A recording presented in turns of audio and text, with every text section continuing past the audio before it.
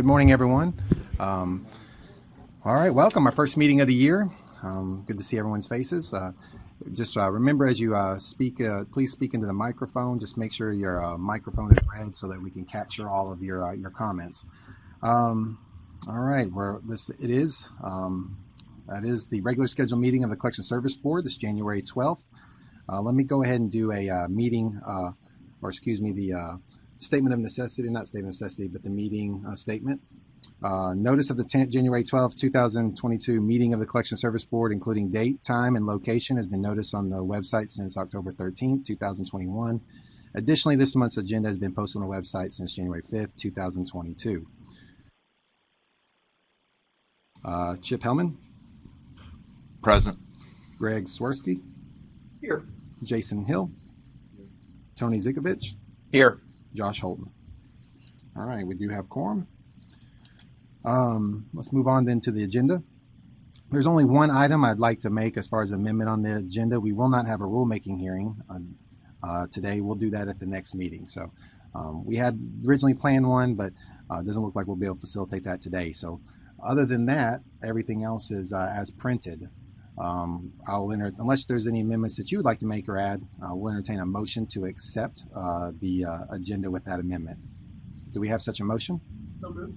All right, Mr. Swirsky, do we have a second? Second. Chip Hellman, second. All in favor, please say aye. Aye. Any opposed? All right.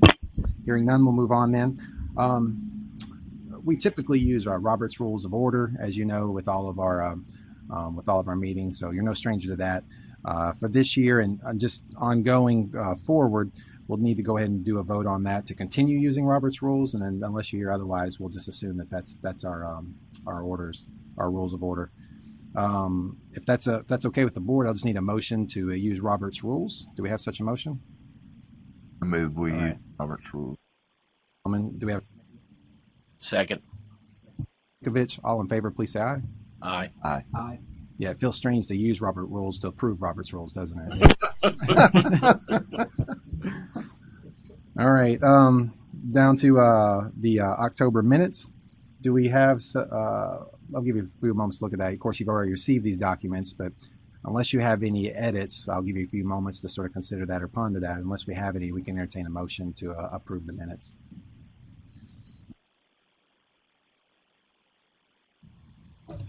Motion to approve the minutes. Got one from Mr. Zikovich. Do we have a second? Second. Got a second from Mr. Hellman. All in favor, please say aye. Aye. Aye. Aye. All right. Any opposed? All right. Hearing none. Take care of that. We don't have the rulemaking hearing since we already amended the agenda, so we can go ahead and hit the director's report.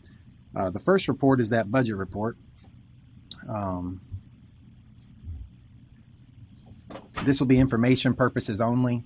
I try to give you the reserves once we have those, and typically that comes at the first meeting.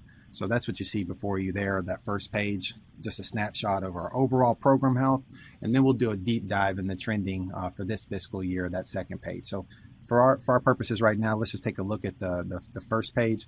As you can see, the expenditures are in the top half of the page, and cost backs, total expenditures about 3/4 of the way down. And then at the very bottom, you also have our revenue, or right below that revenue, then what's added to the reserve balance after that. The reserves there, if you see on the State Professional Services 725 account, right there under about midway under expenditures, you'll notice as you go from fiscal year 17, 18, the 4 years of record here, you'll see that increase there from 10,014 to 59 to 77 if you're tracking that across the board. Well, if you look just below that on administrative cost backs, you'll see the number goes in reverse order, 71, 21, 9, and 8. So that's just basically a reallocation of line items is all that is. So I didn't see anything there that just stood out to me. It's basically administrative cost backs being designated as such. So that's just accounting, I guess, reallocation on their part, but that's what you see there. Let's see. Total expenditures are what you want to look at the, as you know, overall trending. So If you look at the total expenditures, about 3/4 of the way down. Oh, I'm sorry. Yeah. And go to the library. I was on it. Okay. Thank you. Those things are kind of fussy. So, all right. So here we are. We're looking at total expenditures. It's about 3/4 of the way down. That's really what you want to look at overall sort of trending. And as you can see there, pretty close. The main point that I saw the variation, as you see total expenditures across, you got 196, 117, 94, 119. The main thing that I saw across the trending was we had one big core expense related to enhancements that were dropped this past April. So if you go down a little further to this fiscal year, you have a core expense there, which accounts for a little bit higher total expense, and also legal cost backs as well. So those are the two main items, but nothing outside the ordinary that sort of caused an alarm or made me think that we needed to kind of dig deeper.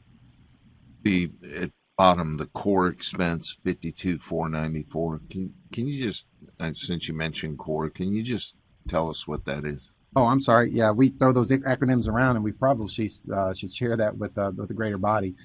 It's our comprehensive online regulatory enforcement system, which basically our licensing system, what we use to license. And with those enhancements, the public interfacing side, anytime they do a code drop to give enhancements, of course, they charge us for that. And that's why you see that $52,000 line item there on this fiscal year at the very, very bottom. And the basically what they provided this year in enhancements was they kind of beefed up the public search piece to provide some more detail there. The enhancement of security, new attachment, and partial payment alerts. So when somebody is to make a payment on their account, we get a ping alert so we can work that in a more timely fashion instead of them waiting on us to take notice as we're reviewing and auditing. And then a creation of multiple entities for tracking branches. So that was what we did on our side. So kind of technical, but anytime you imagine, anytime you call, the fix-it guy out, you got to pay for that. So It's not a recurring. no, sir. Correct. Yeah. Correct. Yeah. Once we went core 2.0, which is the enhancements, then we got that line item in. Sure. All right. I think we can move on to the second page if you're comfortable with that. At our last meeting, we covered all of the months this fiscal year through July. So today we'll primarily look at August and November. When looking at year prior, the trending was comparatively similar. We also had a small deficit for the month of August in 2020, just like this past year. So I noticed that was tracking with prior years. So as you can see, we have a deficit there in August at the very bottom. You got that red. That's the deficit for that month. But that was trending with the year prior. So I didn't see anything out of there that just sort of caused me to draw attention to anything in particular. This past August was also due to an increase of administrative cost backs coming from expenditures related to our online licensing platform and billed from across the programs.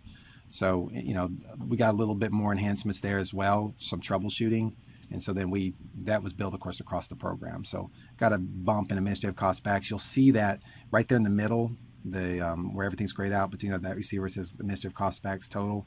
August is higher than the other months. So that's where you're getting your deficit there at the very bottom. But we're trending where we need to be. We're already in surplus, and we're only 5 months into this year, and we're in surplus of $15,000. So we're right where we need to be. And then we have an overall reserve of nearly $1 million. So we're doing all right. I think the $52,000 core was timely because I'm wondering if when we top $1 million in surplus, if somebody is going to look down here and say we need to reduce that surplus. All right, and there'll be those conversations are ongoing. Every legislative year, we look. That's one of the main items we look at is the budget. Obviously, self-sufficiency. We're clearly taking care. We're there on self-sufficiency, but then we don't want to go the other end either. We don't want to just collect reserves. Right. We're not in the business of doing that either. And so we need to get as close to the center as we possibly can while making allowances for projected budget for a couple of years to make sure we're covered on that end too. So we'll keep monitoring that, and we'll let you know what comes out of this legislative session, if anything, and then share that with the board appropriately and accordingly. Questions?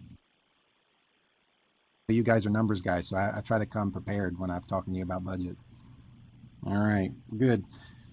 If you touch in the middle of the iPad there and then you come back to your contents, we'll go to the next item, which will be the legal report, since we won't do the red line rules right now. But before we get there, each year we have to do election of officers. I mean, it seems like yesterday we did that. I mean, we just got you installed, and now we are, putting you back on the block again.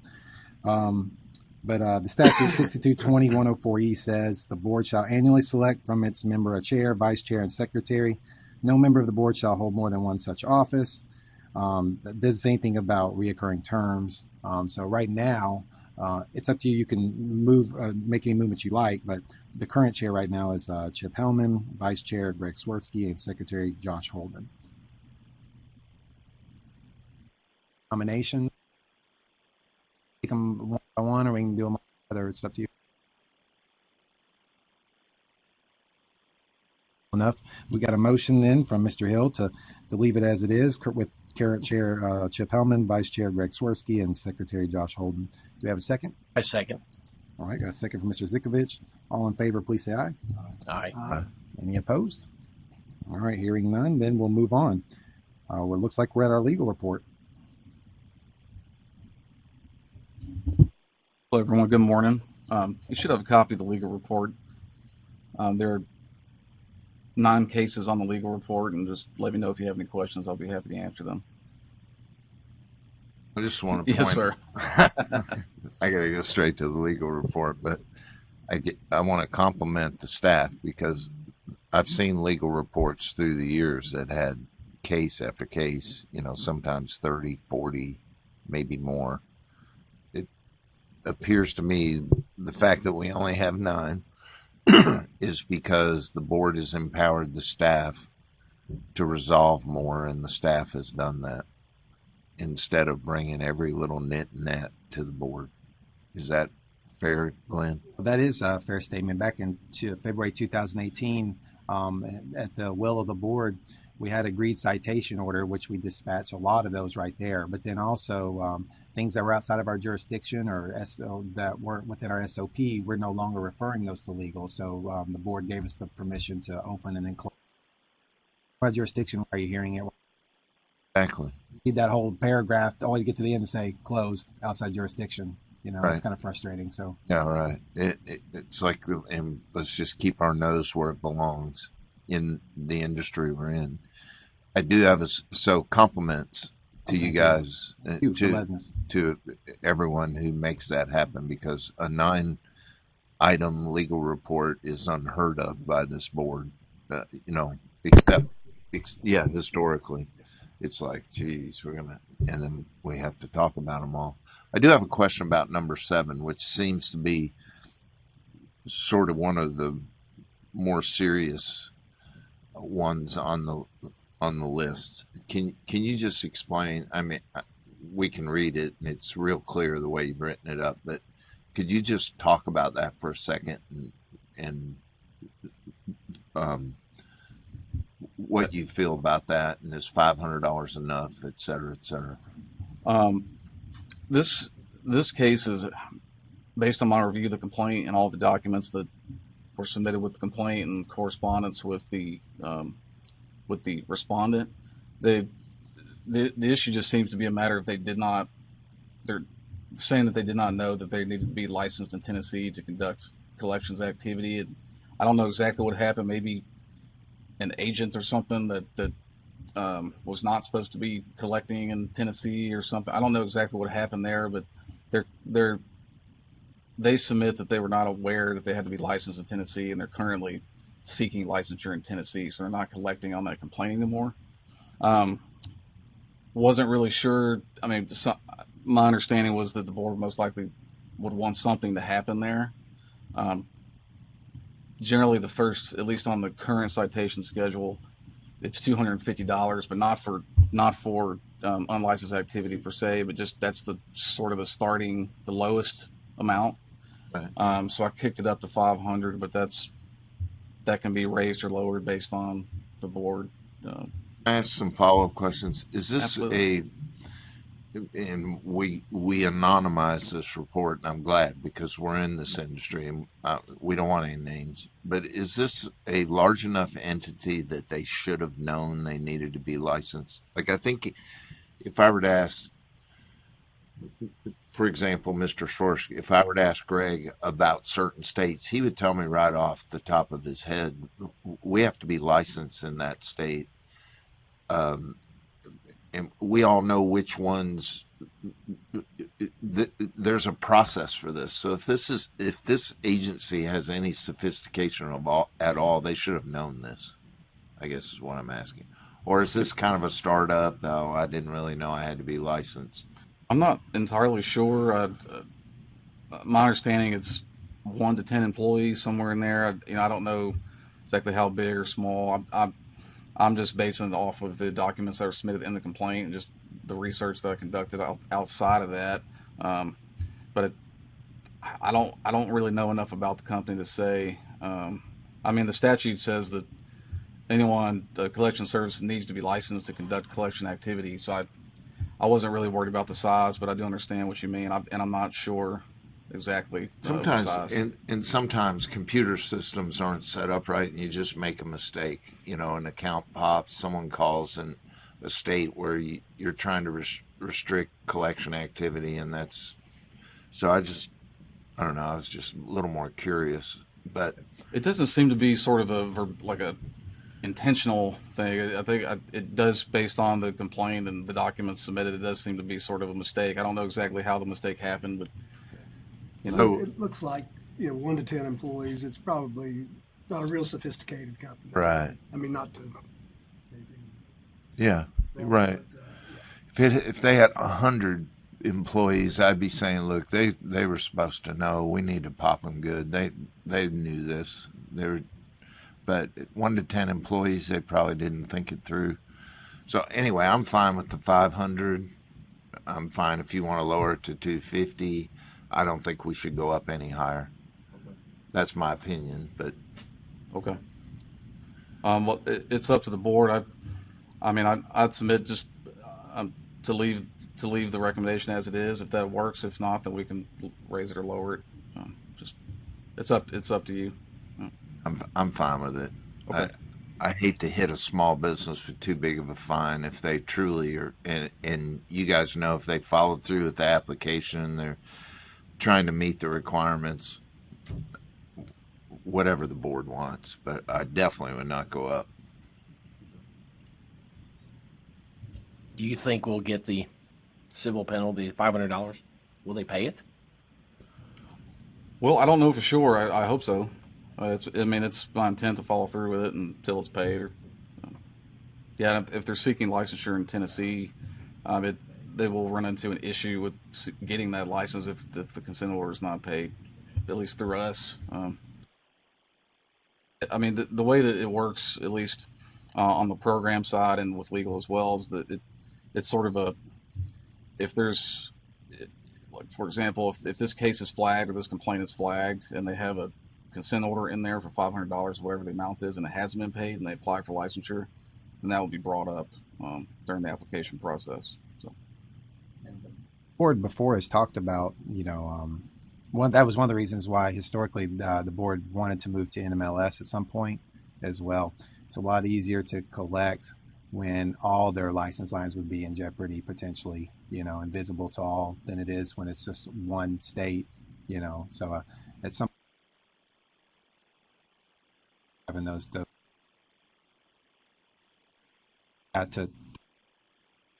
seek license.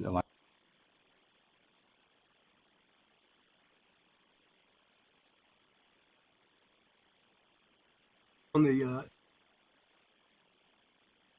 If you can just move your mic there. There you go. on the issue of NMLS, is that something that will come up maybe next year, or I know we utilize it for many states, and it's sometimes it's a pain, but it does work, and it puts So it all in one place. we do as well. Yep.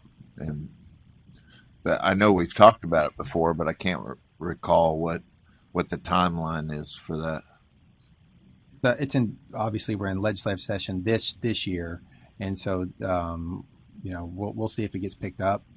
If it gets picked up in a bill, obviously that'll really expedite things, and then it's just a matter of linking up with the business analyst over at NMLS. Already have a relationship.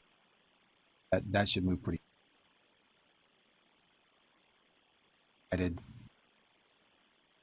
Bob already knows how to use MLS, so that's not going to be a problem. I mean, he can, he'll dovetail right in there, and we shouldn't miss a beat. So, if it happens this year, then end of the year, but it really depends on what happens in session. So we'll just.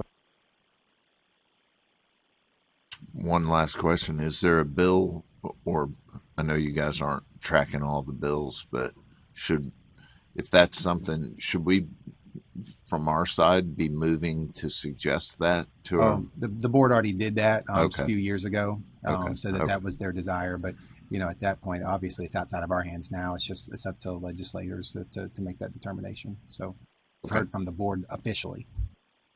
Okay, great.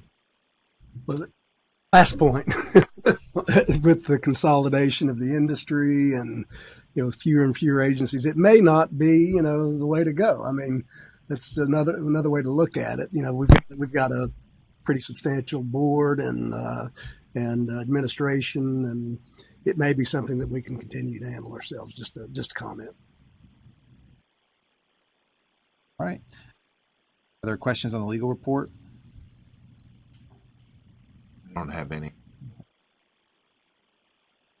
In that case, per usual, unless Hugh, you had some other comments, we can just read those into the record at the end, just since it looks like we're going to adhere to the recommendations from council.